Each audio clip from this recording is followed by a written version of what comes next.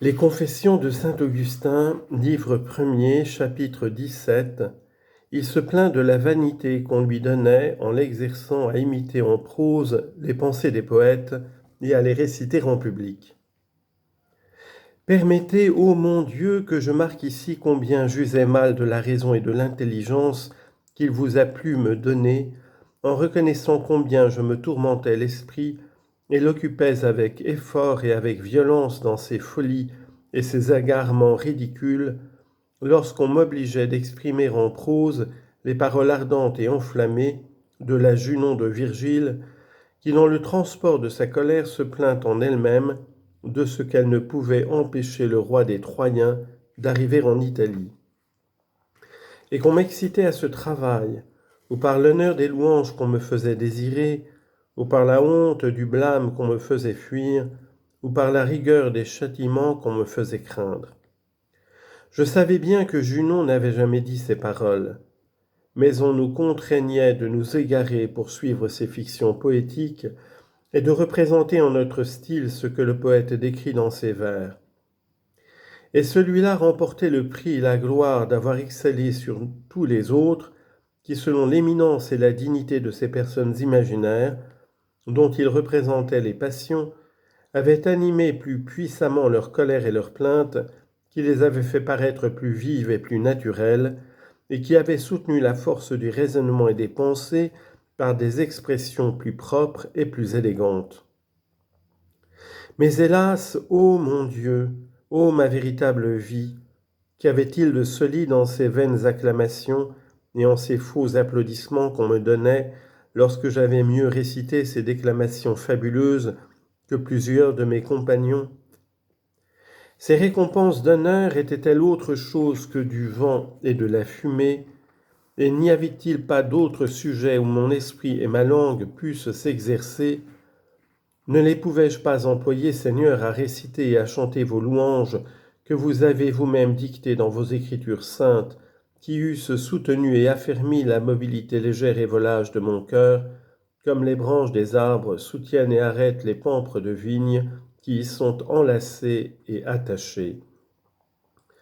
qui l'eussent empêché de s'évaporer et de se perdre dans le vague de ces chimériques rêveries et d'être la proie et le jouet des esprits impurs qui volent dans l'air. Car il y a plusieurs manières de sacrifier aux anges rebelles. Chapitre 18.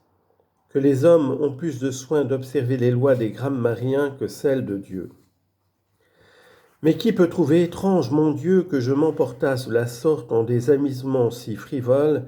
et qu'en me détachant de vous qui habitez dans le fond du cœur, je me répandisse tout au dehors, puisqu'on ne me proposait à imiter que des personnes qui, décrivant quelque action louable qu'ils eussent faite, n'eussent pu laisser échapper un mot barbare ou quelque faute contre les règles de la grammaire, sans en rougir lorsqu'ils en étaient repris et sans en recevoir une extrême confusion. Et qui, au contraire, traçant un tableau de leur débauche et de leur dérèglement, avec un discours exact dans ses paroles, juste dans sa structure et magnifique en ses ornements et dans ses pensées, était écouté avec applaudissement et s'élevait dans une estime présomptueuse de leur suffisance. Seigneur, vous voyez ces choses, et en les voyant vous vous taisez, parce que votre patience est invincible, et que votre miséricorde est infinie, quoique l'une et l'autre soient inséparables de votre justice.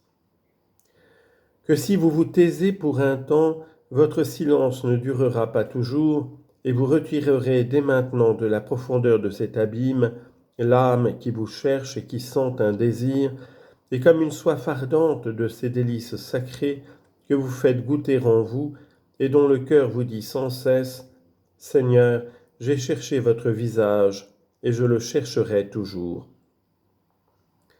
Mais c'est au contraire être éloigné de votre divin visage que d'être dans la nuit sombre et ténébreuse de ses passions. Car ce n'est point par le mouvement du corps, ni par les espaces des lieux que nous nous éloignons de vous, Seigneur, ou que nous retournons à vous. Et lorsque nous lisons dans l'Évangile que le plus jeune de vos deux fils s'en alla dans une terre fort éloignée, Nous ne devons pas nous imaginer qu'il monta sur des chevaux ou sur un chariot ou sur un vaisseau, ou qu'il vola par l'air avec des ailes visibles, ou enfin qu'il fit un long voyage à pied en marchant sur la terre à l'ordinaire des hommes. Mais que s'étant éloigné de vous par le mouvement du cœur, il dissipa dans ses profusions et dans ses débauches les biens qu'il avait reçus de vous. Car vous lui avez témoigné votre bonté paternelle, en lui accordant d'abord le bien qu'il vous demandait pour vous quitter, mais vous la lui témoignâtes encore beaucoup davantage lorsque, revenant à vous dans son extrême misère, vous le reçûtes avec tant de tendresse et d'affection. Voilà de quelle sorte il s'était plongé dans les dérèglements d'une passion ténébreuse, et c'était ainsi qu'il s'était éloigné de la lumière de votre visage. Considérez ce désordre, ô mon Seigneur et mon Dieu, et considérez-le comme vous faites avec patience et avec douceur. Les hommes ont un soin prodigieux d'observer toutes les lois et toutes les règles du discours qui s'étendent jusqu'aux moindres mots et jusqu'aux syllabes mêmes, et qui leur ont été prescrites par de simples hommes comme eux. Et en même temps, ils foulent aux pieds les lois et les règles éternelles du salut éternel qu'ils ont reçues de votre souveraine majesté. Ce qui passe dans un tel excès que si un homme qui fait profession de savoir ou d'enseigner ces règles de la grammaire établies par un long usage, prononce en latin ce nom d'homme sans marquer l'aspiration dans sa première syllabe, il blesse davantage l'esprit de ceux qui l'écoutent que si, violant vos règles divines, il portait une haine mortelle à un homme, lequel il est obligé d'aimer en qualité d'homme, comme étant homme lui-même. Il ne considère pas que lorsqu'un homme en hait un autre, il se fait sans comparaison plus de mal par cette haine que ne lui en pourrait faire l'ennemi le plus barbare,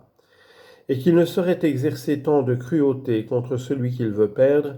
qu'il en exerce contre soi-même par cette passion violente qui lui déchire le cœur.